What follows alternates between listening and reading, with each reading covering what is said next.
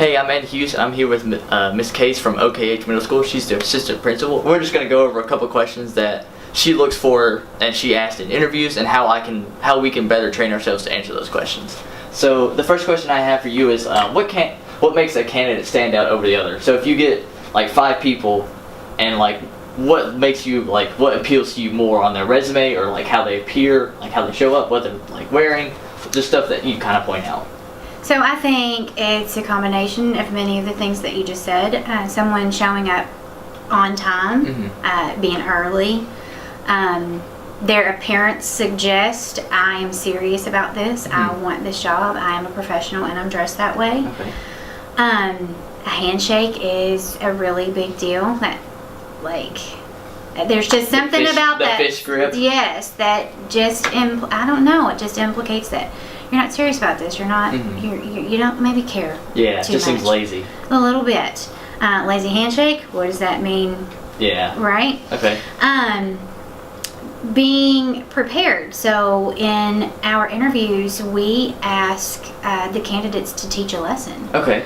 And we'll give them a standard to teach that lesson to. And so it's pretty obvious pretty quickly the amount of time and energy spent on preparation of that lesson. Okay.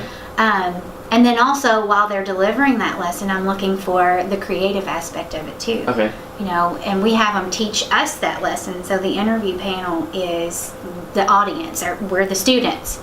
And so how engaged we feel during that process has a big impact on the outcome, I guess, of that interview. So I think it's a matter of considering how serious is this candidate about this? How hard are they going to be willing to work?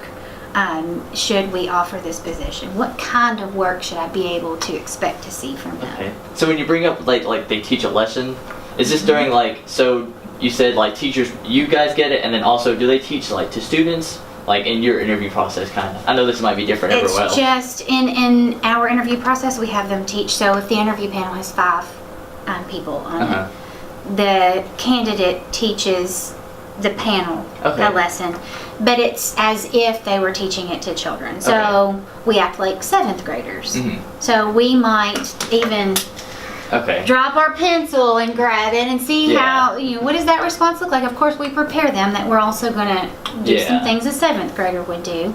And so then we're looking at, did they proximity me whenever I started speaking out like that? Did they just come over and pick up the pencil and put it back on? And did they carry on with class? We're never belligerent and act, too far out. But just kind of get a feel of what would it feel like to be in this person's classroom. So another thing, I know like at Thomas Nelson we value like social media and like the power that it has to like connect with other people and stuff like that. So how important is it to have like a good clean social media, and how like active do you think that you guys hope people will use it, and like what tools or like what can you use with it? So currently, the biggest social media that we use here is just Facebook, because I think the generation of parent, they're pretty active Facebook users. And so we use that as a way to get information out to parents. We use that as a way to celebrate students. Also, parents will send questions through that platform. We push out, your best day work, you can find it here. So using social media as a way to inform and as a way to celebrate. But as far as in the classroom, it's not something that I would be opposed to. We're just not actively doing that right now. We're working on some other things, and that may be something that we move to in the future, because currently our students can't carry cell phones around with them at all during the day, and we're not a one-to-one, so that may be something we do in the future. And did I answer all of your questions? I think that's all I have for right now. So I'm going to ask you a question as if you were a candidate being interviewed, just to give you a little practice.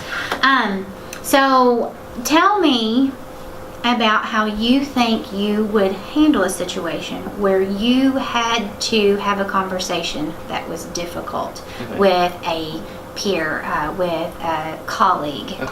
So I think one of the best things to do is like to get your point across, but not be like aggressive. So like there's a border between being like rude, but like stating what you want to happen or what you think needs to change, but also like being calm with it. So like not if you're too disrespectful for it, if you come with a tone that means like that's like demanding or bossy, that's okay because you're trying to get your point across. But if it comes off as rude or like demeaning to someone, I think that would just cause them to like not even listen or pay attention. So like keeping the fine line between what you think is like being calm and being rational with them, but also kind of pushing them a little bit, be like, hey, you need to do this, you need to change this, or like this isn't working well. So just making sure that your point's across without like being disrespectful or rude, I think is like the main thing that you need to focus on. So like finding that good like fine line between the two. It's like what I usually value in them. Okay, I like that response. You said a lot of good things about not coming across as disrespectful, but also being able to get your point across. One thing that I would suggest in that response is you were saying you. If you approach it in a you sort of manner, it automatically feels kind of attacky. Okay. So if you could think of a different way to phrase it other than saying you are doing this thing wrong and you are. Now, Okay. I've noticed that. Okay. Things of so, that nature. Yeah, avoid like pronouns then. Almost. Right. Okay. Because the you sounds almost accusatory. But I do love that you would keep it to straight and to the point, without being disrespectful or rude.